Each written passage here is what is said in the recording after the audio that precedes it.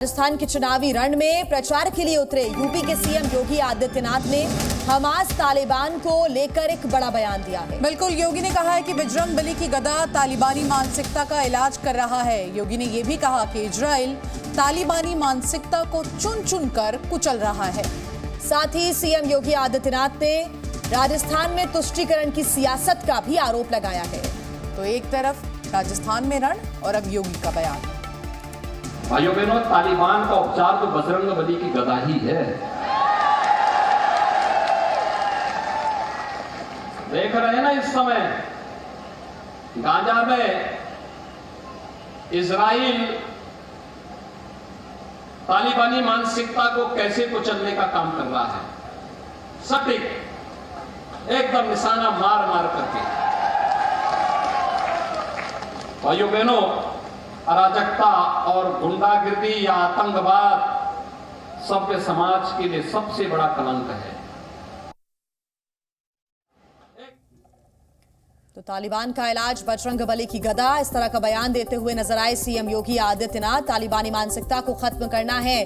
साथ ही उन्होंने कहा कि इजराइल चुन चुन कर कुचल रहा है। राजस्थान में तुष्टीकरण की सियासत का भी उन्होंने आरोप लगाया है। राजस्थान को मजबूत नेतृत्व की जरूरत है। सीएम योगी इस वक्त प्रचार प्रसार के लिए राजस्थान के अलवर पहुंचे, जहां उन्होंने चुनावी रैली में संबोधित करते इन तमाम बातों का जिक्र किया। बिल्कुल साफ तौर पर, और देखिए चुनाव राजस्थान में है, लेकिन जिस तरह से इजराइल और हमास के बीच जंग जारी है, उसके बाद आप देखिए एक एक कर बयान दिए जा रहे हैं। हमास और तालिबान को लेकर योगी आदित्य ने खासकर ये बयान दिया है। उनका बयान कई मायनों में खास हो जाता है। और साथ ही साथ उन्होंने ये भी कहा कि राजस्थान में तुष्टीकरण की सियासत चल रही है और इसी के साथ साथ आप देखिए जो तालिबानी मानसिकता है उसको चुन चुन कर इजराइल कुचल रहा है। तो बस राजस्थान में एक तरफ सियासी रण है और दूसरी ओर देखिए किस तरह से बयानबाजी अब शुरू है। इस वक्त हमारे साथ हमारे दो सहयोगी जुड़ चुके हैं। लखनऊ से विशाल रघुवंशी, वहीं जयपुर से विनय पंत। सीधे सबसे पहले चलते हैं जयपुर विनय पंत के पास। विनय, जो बयान यूपी के मुख्यमंत्री ने दिया है उस बयान के मायने क्या है, किस तरह के रिएक्शन सामने आ रहे हैं? जी बिल्कुल, देखिए जो यूपी के मुख्यमंत्री हैं योगी आदित्यनाथ, वो आज राजस्थान में एक दिवसीय दौरे पर आए थे अलवर में, जहां पर उन्होंने जो जनसभा को संबोधित करते हुए जो हमास और तालिबान के बीच में जो युद्ध है उसके जो हमला जो किया जा रहा है इजराइल के द्वारा, उसको जो है एक मुद्दा बनाया। और उन्होंने कहा कि जो इजराइल है वो चुन चुन कर जो तालिबान है उसको कुचल रहा है। उसके साथ ही उन्होंने ये भी कहा कि जो तालिबानी मानसिकता है उसको ख़त्म करना बहुत ज़रूरी है। साथ ही उन्होंने जो राजस्थान में जो राजस्थान सरकार है उसको घेरते हुए, उसको आड़े हाथे लेते हुए ये भी कहा कि राजस्थान में जो तुष्टीकरण की राजनीति है वो ज़्यादा दिन नहीं चलेगी। उन्होंने उदयपुर में हुए कन्हैयालाल हत्याकांड का भी जिक्र अपने बयान में किया और साथ ही ये भी कहा कि अगर ये हत्याकांड या इस तरह की घटना यूपी में होती तो वो ऐसी चीज़ नहीं होती जो कि राजस्थान में हुआ। यानी कि उन्होंने कड़े शब्दों में ये भी कहा कि इस तरह की जो मानसिकता है, जो आतंकवादी मानसिकता है, या फिर उन्होंने जो ये भी कहा कि जो गुंडागर्दी है उसकी जो मानसिकता है वो बिल्कुल भी कहीं भी बर्दाश्त नहीं की जाएगी।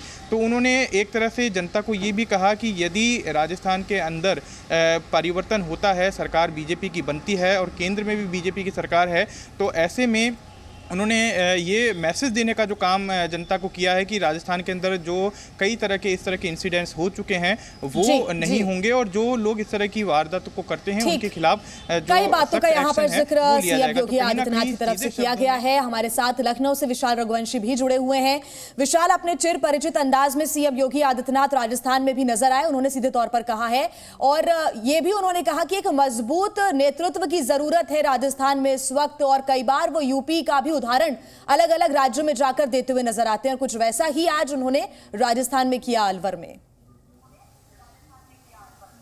देखिए, बिल्कुल मुख्यमंत्री योगी आदित्यनाथ जिस तरह के भाषण देने के लिए उनको जो है जाना जाता है, उसी तरह का भाषण आज उन्होंने चुनावी रैली के दौरान दिया है। और ये कहना बिल्कुल गलत नहीं हो कि राजस्थान के रण में जहां एक तरफ उन्होंने यूपी के कानून व्यवस्था को लेकर तमाम तरह की जो उपलब्धियां रही हैं या जो तमाम तरह के जो अपराधियों को नेस्तनाबूद किया है उसका जिक्र किया, तो वहीं दूसरी तरफ उन्होंने बजरंग बली की एक बार फिर से जो है चुनावी रण में एंट्री करा दिया। इससे पहले भी आपको याद होगा कि जब चुनाव हुए थे तो अलग अलग राज्यों में खुद मुख्यमंत्री योगी आदित्यनाथ जो उत्तर प्रदेश के, उनकी डिमांड इसलिए भी बढ़ी थी क्योंकि बजरंग बली को लेकर उन्होंने तमाम तरह के बयान जो हैं वो जारी किए थे, और अब एक बार फिर से उन्होंने अलवर में इस तरह का बयान दिया। इसके साथ साथ उन्होंने तालिबानी सोच को लेकर सीधे तौर पर एक बड़ा बयान जारी किया है। इसके साथ ही तुष्टीकरण की राजनीति को लेकर उनका जो बड़ा बयान जो है वो सामने आया है, और सीएम योगी आदित्यनाथ इस तरह के प्रखर हिंदूवादी जो भाषण है वो देते रहे हैं, और यही वजह है कि एक बार फिर से मुख्यमंत्री योगी आदित्यनाथ का जो पूरा भाषण था वो अब सियासत को तेज कर सकता है, और राजस्थान के रण में फिलहाल बजरंग बली की एंट्री फिलहाल जो है इस भाषण के बाद होती नजर आ रही है। जी बिल्कुल साफ तौर पर। और देखिए विनय, जिस तरह से विशाल बता रहे हैं कि अपनी ओर से चुनाव भी हैं, तरह तरह के बयानबाजी भी होगी, लेकिन जिस तरह का बयान खुद यहां पर देते हुए नजर आए योगी आदित्यनाथ, ऐसे में वहां पर सियासी हलचल क्या है? क्या किसी तरह का कोई रिएक्शन आया है? जी बिल्कुल, देखिए राजस्थान में जो राजनीति का रण है और जो सियासत है उसकी बात अगर हम करें तो क्योंकि चुनाव बेहद नज़दीक हैं, आदर्श आचार संहिता लागू है, इस तरह के जो लगातार हम देख रहे हैं कि कई जो स्टार प्रचारक हैं वो राजस्थान पहुंच रहे हैं। स्टार प्रचारकों में ही योगी आदित्यनाथ भी शामिल है, और उन्होंने स्पष्ट शब्दों में जिस तरह से आज कहा कि मैं आपको रोकना चाहूंगी यहाँ पर, और लगातार क्योंकि देखिए राजनीतिक प्रतिक्रियाएं भी अब आना शुरू हो चुकी हैं। एक बार आपको सुनवाते हैं कि आखिर सीएम योगी आदित्यनाथ ने अलवर में क्या बयान दिया और उसके बाद सीएम गहलोत ने क्या कुछ कहा है, सुनिए। भाइयों बहनों, तालिबान का उपचार तो बजरंग बली की गदा ही है। देख रहे हैं ना इस समय गाजा में इजराइल तालिबानी मानसिकता को कैसे कुचलने का काम कर रहा है, सटीक एकदम निशाना मार मार करके। भाइयों बहनों, अराजकता और गुंडागिर्दी या आतंकवाद सभ्य समाज के लिए सबसे बड़ा कलंक है। अब उनका क्यों नाम मेरे सामने लेते हो भाई? बुलडोजर की सरकार वहां पर है, और बुलडोजर कभी राइट लेफ्ट घूम गया तो पता नहीं किसी के घर में घुस जाएगा। ये कोई राज है? डेमोक्रेसी है ये? कुछ लोग खुश होते हैं इससे, कुछ लोग खुश हो जाते हैं इन बातों से, पर कानून का राज नहीं रहेगा तो आप हम लोग भी सुरक्षित नहीं रहेंगे। कानून का राज रहना सबसे आवश्यक होता है, और धज्जियां उड़ा दी है उसने कानून राज की, जिनका नाम आप ले रहे हो। तो आप सोच सकते हो कि ये लोग देश को कहाँ ले जाना चाहते हैं, आप समझ सकते हो। मैं उन बातों में जाना नहीं चाहता।